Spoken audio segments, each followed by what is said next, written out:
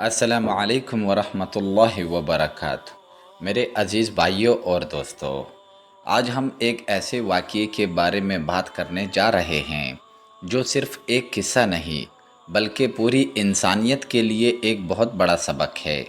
ایک ایسا واقعہ جس میں ہمیں معلوم ہوتا ہے کہ تکبر انسان کو کہاں پہنچا دیتا ہے، اللہ کی نافرمانی کا انجام کیا ہوتا ہے اور شیطان انسان کا دشمن کیوں بنا۔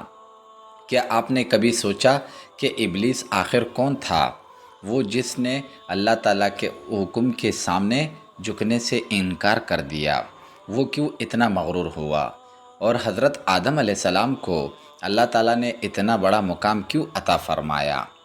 آج کی اس ویڈیو میں ہم قرآن کریم کی روشنی میں حضرت آدم علیہ السلام اور ابلیس کا واقعہ تفصیل سے جانیں گے، اور آخر میں یہ بھی دیکھیں گے کہ اس واقعے سے ہماری زندگی کے لیے کیا سبق ملتا ہے۔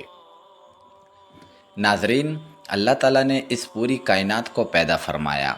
آسمان، زمین، پہاڑ، سمندر، رات اور دن، سب کچھ اللہ کے حکم سے وجود میں آیا۔ پھر اللہ تعالیٰ نے انسان کو پیدا کرنے کا فیصلہ فرمایا۔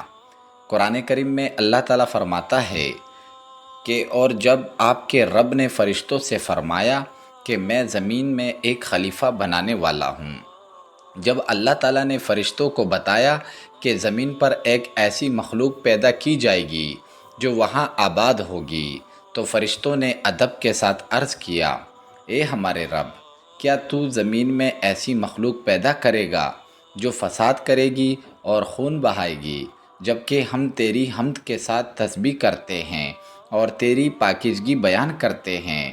اللہ تعالیٰ نے فرمایا، میں وہ جانتا ہوں جو تم نہیں جانتے۔ یہ اللہ تعالیٰ کی حکمت تھی، کیونکہ انسان کو اللہ نے عقل، علم اور اختیار عطا فرمایا تھا۔ انسان میں یہ صلاحیت رکھی گئی کہ وہ اچھائی اور برائی میں فرق کر سکے اور اللہ کی عبادت و اطاعت اختیار کرے۔ پھر اللہ تعالیٰ نے حضرت آدم علیہ السلام کو مٹی سے پیدا فرمایا۔ قرآن کریم میں مختلف مقامات پر انسان کی تخلیق کے لیے مٹی اور گارے کا ذکر آیا ہے۔ اللہ تعالیٰ نے حضرت آدم علیہ السلام کو پیدا فرمایا، انہیں بہترین شکل عطا فرمائی اور انہیں وہ علم دیا جو دوسری مخلوقات کو نہیں دیا گیا تھا۔ پھر اللہ تعالیٰ نے حضرت آدم علیہ السلام کو چیزوں کے نام سکھائے۔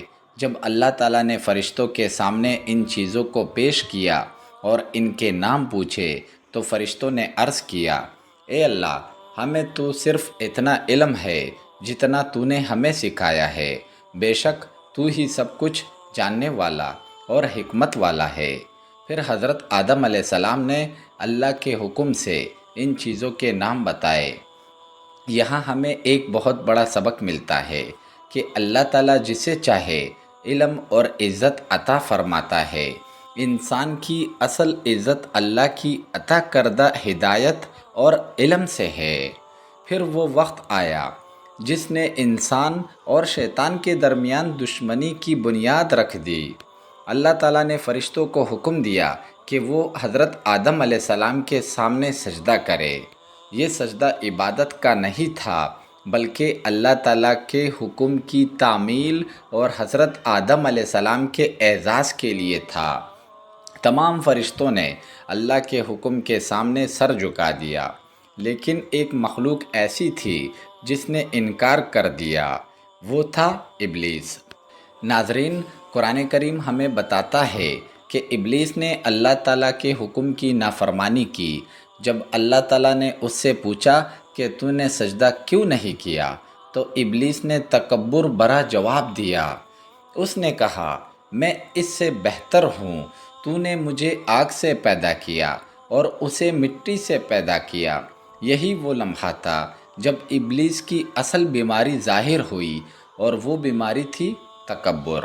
ابلیس نے یہ نہیں سوچا کہ حکم دینے والا کون ہے، بلکہ اس نے اپنی ذات کو بڑا سمجھا۔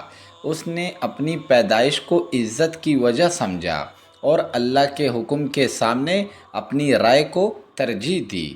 یہاں سے ہمیں ایک بہت بڑا سبق ملتا ہے کہ انسان کو کبھی اپنے علم طاقت یا مال مقام پر غرور نہیں کرنا چاہیے، کیونکہ عزت صرف اللہ تعالیٰ کی عطا سے ہے۔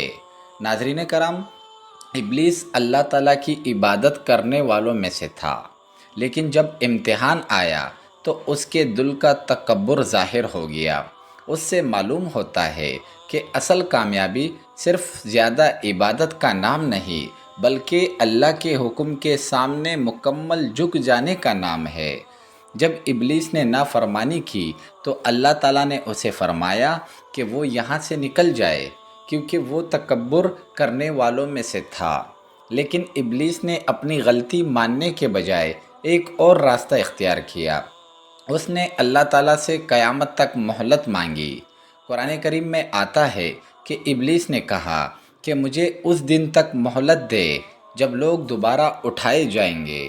اللہ تعالیٰ نے اسے مقررہ وقت تک مہلت عطا فرمائی، لیکن ابلیس نے اس مہلت کا شکر ادا کرنے کے بجائے انسان کو گمراہ کرنے کا ارادہ کر لیا۔ اس نے کہا کہ میں تیرے سیدھے راستے پر بیٹھوں گا اور انسانوں کو بہکانے کی کوشش کروں گا، لیکن اللہ تعالیٰ نے واضح فرما دیا کہ میرے مخلص بندوں پر تیرا کوئی اختیار نہیں ہوگا۔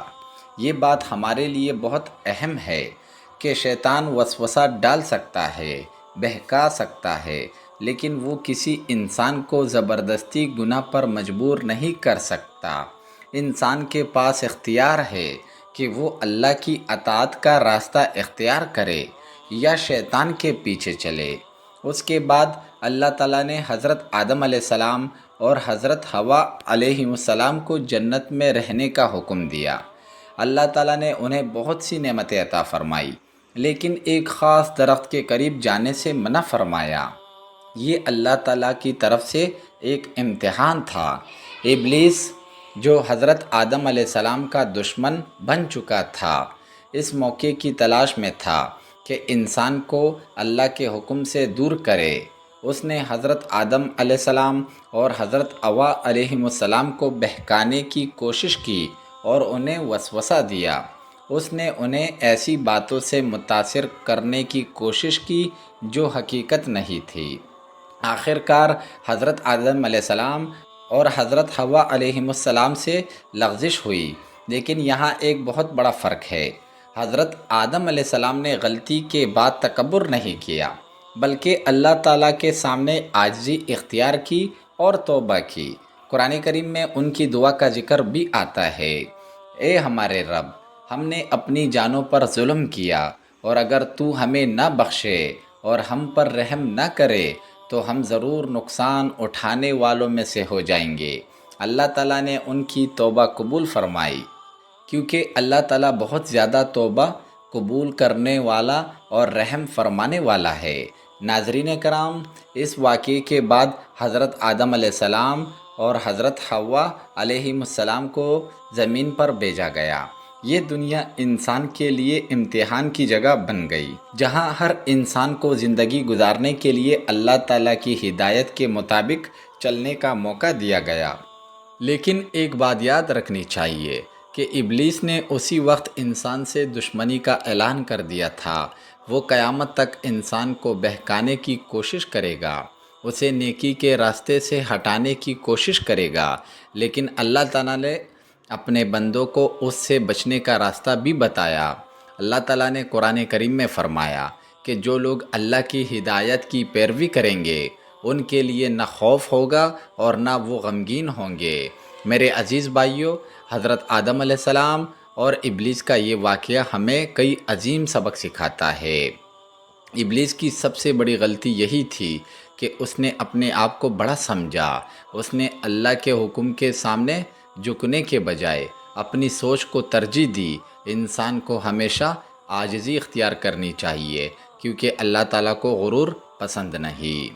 ناظرین، حضرت آدم علیہ السلام کا واقعہ صرف ماضی کی ایک داستان نہیں، بلکہ آج بھی ہمارے لیے ایک آئینہ ہے۔